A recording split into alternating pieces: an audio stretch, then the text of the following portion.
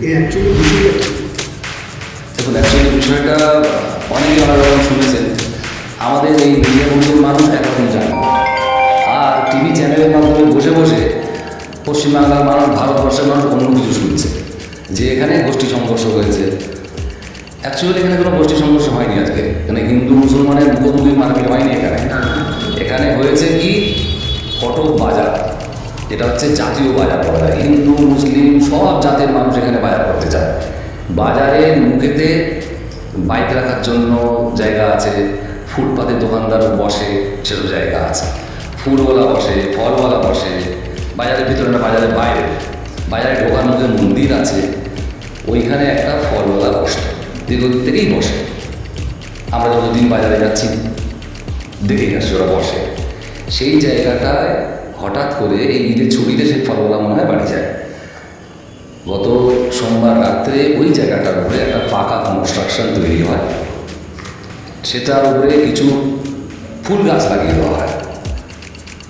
এটা রবীন্দ্রনগর থানার একদম সামনে, রবীন্দ্রনগরের থানার দেওয়ালের থেকে 2 মিটার দূরে।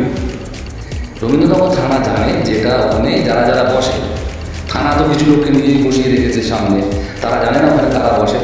সেই জায়গায় একটা বেদি তৈরি করলো, বেদির মতো তৈরি করা হলো, সেখানে কিছু গাছ লাগিয়ে দেওয়া হলো, যেটা বিজেপি বলছে এখন যে তুলসী গাছ। তাহলে পুরো এটা পরিকল্পনা করে করা হয়েছে। এই সোমবার মানে ঈদের 7 তারিখের আগে ছিল না।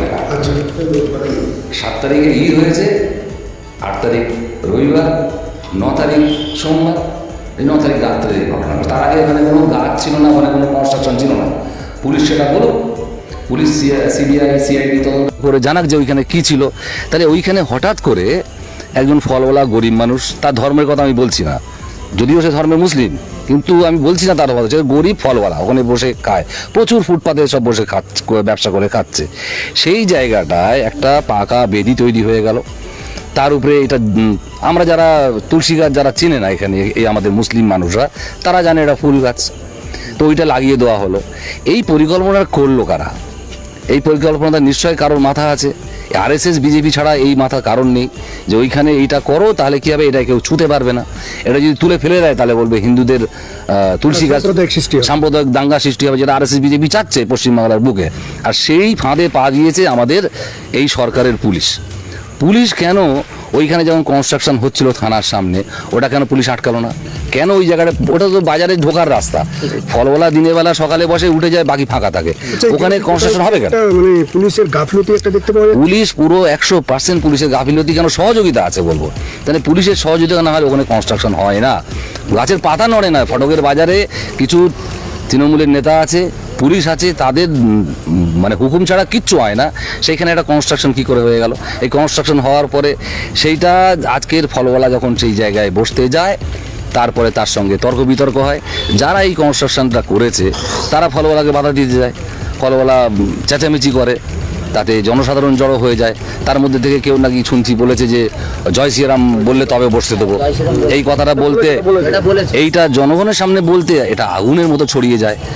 আগুনের মধ্যে ছড়াতে পাবলিক জনসাধারণ আসতে আরম্ভ করে। তখনও পুলিশ যদি যে এই কথাটা বললো যে জয় শ্রীরাম বললে তবে বসতে দেবো, তাদের দুজনকেই পুলিশ অ্যারেস্ট করে ভিতরে থানায় নিয়ে চলে যেতে পারতো, তাহলে ওখানে কোনো ঝামেলা হতো না। পুলিশ এটাকে বাড়তি দিল, শুধু বাড়তে দেওয়া নয়, প্রায় ঘন্টা 3 ধরে এই জিনিস পুলিশের পক্ষ থেকে। কেন পুলিশ এই অঞ্চলের এমএলএ কাউন্সিলর তারা ছেড়ে দিয়েছে?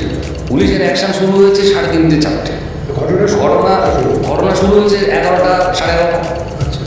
তখন ওই ফোর্সের কিছু মানে এত মত জড়ো যে পুলিশের পক্ষে সম্ভব ছিল না। কিন্তু যারা এখানে আমরা দেখেছি, ছিলাম আমরা, তৃণমূলের এমএলএ কাউন্সিলর, তারা এসেছিলেন, তারা এসে একটু ঝামেলা কমাতে পারবে না। তারা তো মুখ্যমন্ত্রীকে ফোন করতে পারতেন, অভিষেক ব্যানার্জিকে ফোনও করতে পারতেন যে আপনারা এক্ষুনি পুলিশ পাঠান, এখানে যা লোক নেমে গেছে এটাকে নামাতে গেলে পুলিশের দরকার।